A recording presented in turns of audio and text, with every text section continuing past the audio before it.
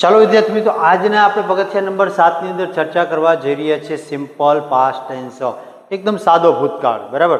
તો સાદા ભૂતકાળની અંદર જે ચર્ચા કરવાની છે તે જોઈએ તો સૌપ્રથમ આપણને ખ્યાલ છે કે ભૂતકાળ કોને કહેવાય? તો કે જે ક્રિયા ભૂતકાળમાં અથવા તો વર્તમાન પહેલા બની ગઈ છે તેને રજૂ કરવા માટે વપરાતો કાળ એટલે સાદો ભૂતકાળ. તો અહીંયા સાદા ભૂતકાળના ગુજરાતીમાંથી અંગ્રેજીમાં વાક્યનું રૂપાંતર થાય તેના વિશેની ચર્ચા કરવાની છે. તો અહીંયા આપણને કીધું ભૂતકાળમાં થયેલી ક્રિયા, ઘટના અને સ્થિતિ વિશે અંગ્રેજીમાં બોલાતા વાક્યો. કોઈ ઘટના ભૂતકાળમાં બની ગઈ છે અથવા ક્રિયા બની ગઈ છે, કોઈ સ્થિતિ બની ગઈ છે, તો તેના વિશે જ્યારે અંગ્રેજીમાં કેવા પ્રકારના વાક્ય બોલાય છે તેની આજે આપણે ચર્ચા કરવી છે. કેમ કે આ વાક્ય જે છે ગુજરાતીમાંથી અંગ્રેજીમાં રૂપાંતર કઈ રીતે થાય તેની ચર્ચા કરવાની છે. તો જોઈએ તેની અંદર શું આવે છે.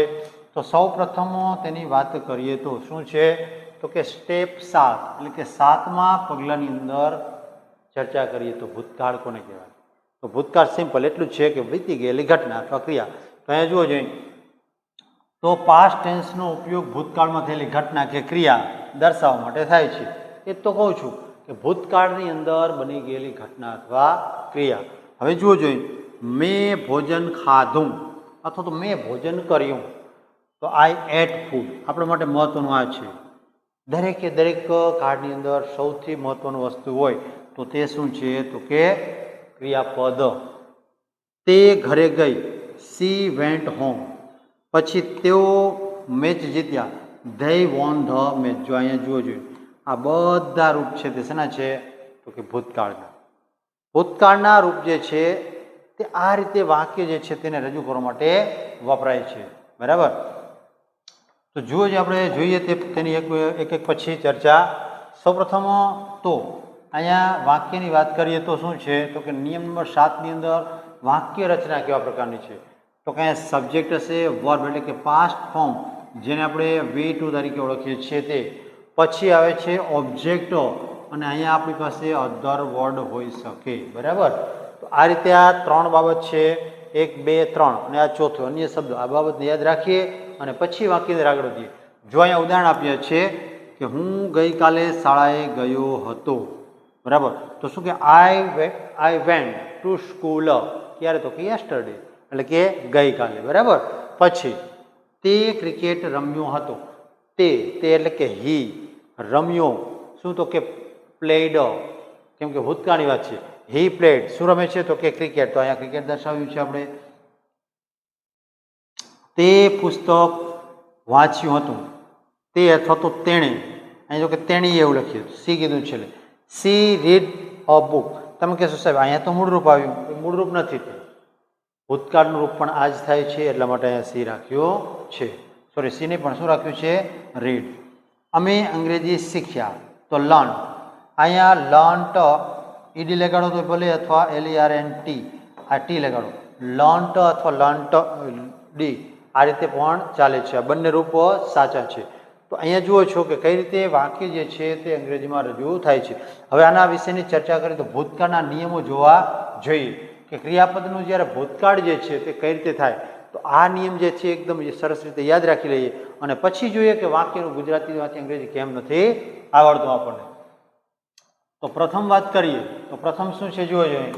તો પ્રથમ કોઈ પણ ક્રિયાપદને અંતે શું લગાડી દેવાનું છે, તો કે સામાન્ય રીતે ઈડી લગાડી દેવાનું છે એટલે ભૂતકાળ રૂપ બની જાય. જુઓ જો અહીંયા વર્ક તો વર્કડ, ક્લીન તો ક્લીન્ડ, ઓપન તો ઓપન્ડ અને હેલ્પ તો હેલ્પડ. આ રીતે. હવે પછીની ચર્ચા કરીએ તો અહીંયા બીજો નિયમ, જો કોઈ ક્રિયાપદની અંદર શું આવેલું? ઈ આવેલું હોય તો ઈને કાઢી નાખવાનું અને તેની જગ્યાએ શું લગાડી દેવાનું?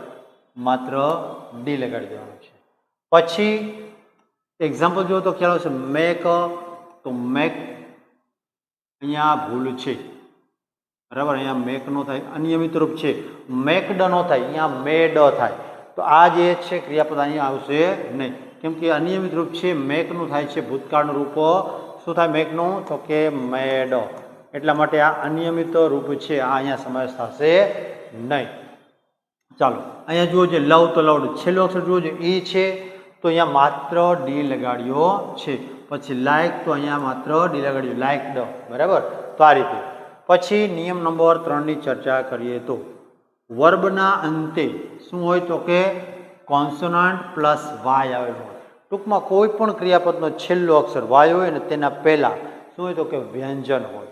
તો આ વાયની જગ્યાએ વાયને કાઢીને શું કરી નાખવાનું છે? આઈઈડી કરવું. ટૂંકમાં વાયથી હોય તો વાય બરાબર શું કરી નાખવાનું? આઈઈડી. વાયને કાઢી નાખવાનું, એની જગ્યાએ ઈડી લગાડવાનું છે. જો એક્ઝામ્પલ અહીંયા કેરી તો કેરીડ, સ્ટડી તો સ્ટડીડ, અહીંયા જોજો આઈઈડી, અહીંયા જોજો આઈઈડી. ત્યાર પછી ટ્રાય તો ટ્રાઈડ અને ક્રાય તો ક્રાઈડ. બરાબર, તો આ રીતે જુઓ છો કે કઈ રીતે આ રૂપાંતર થાય છે. પછીની વાત કરીએ, જો વોવેલ પ્લસ વાય એટલે કે છેલ્લો અક્ષર વાય હોય ને તેના પહેલા વ્યંજનની જગ્યાએ શું હોય તો કે સ્વર હોય, તો ત્યારે માત્ર શું લગાડવાનું છે? ઈડી લગાડવાનું છે. ત્યારે આઈઈડી લગાડવાનું નથી. જુઓ જો અહીંયા પ્લે તો પ્લેઇડ, એન્જોય તો એન્જોય, જો માત્ર ઈડી લાગ્યું છે. આમાં સ્ટે જુઓ તો માત્ર ઈડી લાગ્યું છે, સ્ટેઇડ. બરાબર. ત્યાર પછી અહીંયા નંબર 4ની ચર્ચા કરીએ તો એક અક્ષરવાળા વર્બમાં અહીંયા જોઈએ તો કોન્સોનન્ટ પ્લસ વાવલ પ્લસ કોન્સોનન્ટ એટલે કે શું હોય તો કે કોઈ પણ ક્રિયાપદ આવે એનો છેલ્લો અક્ષર આપણે ખાસ ધ્યાનમાં રાખવાનો છે. બરાબર, તો તે શું છે તો કે છેલ્લા અક્ષરને ધ્યાનમાં આ રીતે રાખવાનો છે કે જો કોઈ ક્રિયાપદ અંદર શું હોય તો કે છેલ્લો અક્ષર એટલે કે વ્યંજન હોય અને પહેલાં એક જ સ્વર હોય તો છેલ્લા અક્ષરને ડબલ વખત લખીને પછી ઈડી લગાડવાનું. ટૂંકમાં કહીએ તો કોન્સોનન્ટ, વોવેલ અને કોન્સોનન્ટ આ રીતે હોય જોડી. તો આપણે શું કરવાનું છે તો કે છેલ્લા અક્ષરને ડબલ વખત લખવાનું. જુઓ જો અહીંયા, જો આ છેલ્લો અક્ષર કોન્સોનન્ટ, આ વોવેલ અને આ કોન્સોનન્ટ એટલે કે કોન્સોનન્ટ વોવેલ કોન્સોનન્ટ આ રીતે હોય તો એને ડબલ વખત લખવાનો છેલ્લા અક્ષરને, અને પછી શું લગાડવાનું છે? ઈડી. તો પ્લે શું છે?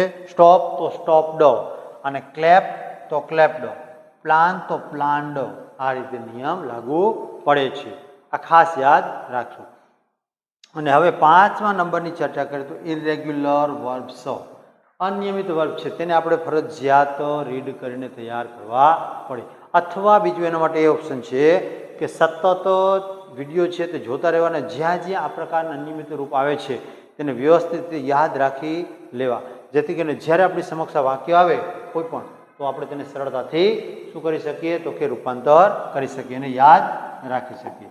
ચાલો હવે વાક્ય લઈએ અને જોઈએ કે કઈ રીતે વાક્ય જે છે તે ગુજરાતીમાંથી અંગ્રેજીમાં રૂપાંતર થાય છે. પ્રથમ વાક્ય શું છે? હું ગઈકાલે શાળાએ ગયો હતો. બરાબર, તો જુઓ જઈ આઈ ગયો એટલે શું થશે?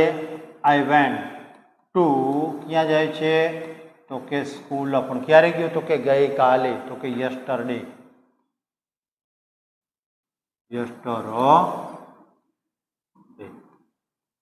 બરાબર. ત્યાર પછીની ચર્ચા કરીએ, તે ક્રિકેટ રમ્યો હતો. તે એટલે શું કહીશું આપણે? હી. અને રમ્યો એટલે શું થાય તો કે પ્લેડ. He played cricket. ચાલો પછી તે પુસ્તક વાંચ્યું હતું. તે એટલે કે યુ આપણે લઈશું. શું કહીશું? તે પુસ્તક વાંચ્યું હતું. You read book. સમય સૂચક શબ્દ આપ્યો નથી. બરાબર. અમે અંગ્રેજી શીખ્યા હતા. તો ફરી વખત અહીંયા શું કહીશું? આ જ પ્રકારનું વાક્ય હમણાં આપણે જોયું હતું. તો શું કહીશું? વી લર્ન્ટ ઇંગ્લિશ. વી લર્ન્ટ ઇંગ્લિશ. તેઓ બજારમાં ગયા હતા. તો શું કહીશું અહીંયા? ધે. ગયા એટલે ફરી વખત શું થાય? ધે વેન્ટ ઇન ધ, ક્યાં તો કે market. They went in the market. પછી મેં ચા પીધી હતી. મેં એટલે કે આઈ, અને પીવી એટલે શું થાય તો કે ડ્રિંક. પણ અહીંયા ડ્રિંક જે છે તેનું શું થશે તો કે ભૂતકાળનું રૂપ. તો ડ્રિંકની જગ્યાએ શું થઈ જશે? ડ્રંક. ડ્રેન્ક. ડ્રંકને પણ ડ્રિંક. આઈ ડ્રંક શું તો કે ટી. આઈ ડ્રંક ટી. ચાલો, તમે સત્ય કહ્યું હતું. તો તમે એટલે શું થશે? યુ. કહ્યું હતું એટલે શું? ટોલ્ડ. યુ ટોલ્ડ શું તો કે સત્ય એટલે ટ્રુથ. You told truth. ચાલો તો આ છે ગુજરાતીના અંગ્રેજી વાક્ય અને એના પછીના ચર્ચા કરીએ તો જોયો જાય કયા વાક્ય આવે છે તો કે તેણે શું છે તેણે ગીત ગાયું તો શું કહીએ આપણે તેણે એટલે કે હી અથવા સી લઈ શકીએ આપણે સી લઈએ અહીંયા C sang a song she sang a song પછી તેણીએ ભોજન બનાવ્યું તેણી એટલે શું થશે ફરી વખત સી અહીંયા આપણે બનાવ્યું એટલે કુકડ લઈએ બરાબર શી કુકડ ફૂડ અહીંયા તમે કુકની જગ્યાએ શું લઈ શકો છો મેડ પણ લઈ શકાય છે અમે એક ફિલ્મ જોઈ હતી તો શું કહેશું વી વોચડ અ ફિલ્મ ચાલો પછી જુઓ જોઈએ તેઓ ખૂબ હસ્યા હતા તો શું કહીએ અહીંયા they લાફ્ટ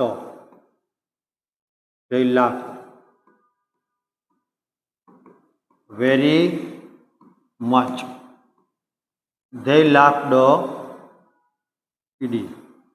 they laughed very much ચાલો મેં મારા મિત્રને મદદ કરી હતી તો શું કહીશું અહીંયા મેં એટલે કે આઈ મદદ કરવી એટલે શું થશે હેલ્પડ આઈ હેલ્પડ કોને મદદ કરે છે તો કે મારા મિત્રને કે માય ફ્રેન્ડ બરાબર ચાલો તેણે એક પત્ર લખ્યો હતો તો અહીંયા તેણે એટલે કે સી લઈએ આપણે પછી રાઇટનું ભૂતકાળ શું થાય રોટ સી રોટ અ લેટર ચાલો પછીનું વાક્ય તેણીએ ચિત્ર દોર્યું તો ફરી વખત આપણે તેણી એટલે શું કહીશું અહીંયા સી ડ્રો અ પિક્ચર ડ્રોનું ભૂતકાળ શું થાય તો કે ડ્રીવ થશે સી ડ્રીવ અ પિક્ચર ચાલો તો આ રીતે વાક્ય બને છે અને તેના પછીના વાક્યની ચર્ચા કરીએ તો જુઓ જોઈએ કયા વાક્ય આવે છે તો કે પેલું વાક્ય છે અમે રમત જીતી તો અહીંયા શું કહે અમે એટલે કે વી વોન ધ ગેમ અથવા અ ગેમ પણ લઈ શકીએ વી વોન ધ ગેમ તેઓ મોડા આવ્યા તો અહીંયા તેઓ એટલે કે શું થાય તો કે દે આવું એટલે કેમ અને લેટ ધે કેમ લેટ મેં મારું કામ પૂર્ણ કર્યું તો આપણે શું કહીએ મેં એટલે કે આઈ ફિનિશ્ડ માય વર્ક ચાલો પછી તેણે કમ્પ્યુટર ખરીદ્યું હતું તો તેણે એટલે કે સી બોટ શું આવશે સી બોટ અ કોમ્પ્યુટર તેણીએ એક વાર્તા કહી હતી તેણી એટલે કે શું થશે અહીંયા સી ટોલ્ડ અ સ્ટોરી તેણીએ વાર્તા કહી હતી પછી અમે પરીક્ષા આપી હતી તો શું કહીશું અહીંયા વી ટેકને પર વી ટૂક એક્ઝામ બરાબર આ રીતે તમે વિદ્યાર્થી જુઓ છો કે કઈ રીતે ગુજરાતીમાંથી અંગ્રેજીમાં રૂપાંતર થાય છે આ એક વાક્ય જે છેલ્લું છે તે કદાચ અપવાદ સ્વરૂપે આ રીતે તમે અંગ્રેજી કરો અહીંયા આપ્યું એટલે કે ગીવ પણ એ તેને ફરજિયાત આ રીતે વાક્યનું રૂપાંતર થાય છે આ તમે કદાચ એવું લાગશો શબ્દ શૈલી આપવું એટલે તો ગીવ તો તમે આવું બનાવો વી ગેવ એક્ઝામ બરાબર તો એવું થતું નથી વી ગેવની જગ્યાએ શું થાય વી ટુક એક્ઝામ આ રીતે થાય છે આ ખાસ નોંધશું આપણે ચાલો તો આ છે આપણા ગુજરાતીના અંગ્રેજી વાક્યો અને આપણે કોઈ પણ પ્રશ્ન હોય તો ચોક્કસથી મને કોમેન્ટ બોક્સની અંદર જણાવશો જેથી કરીને આપની જે સમસ્યા છે તેનું સમાધાન મળી શકે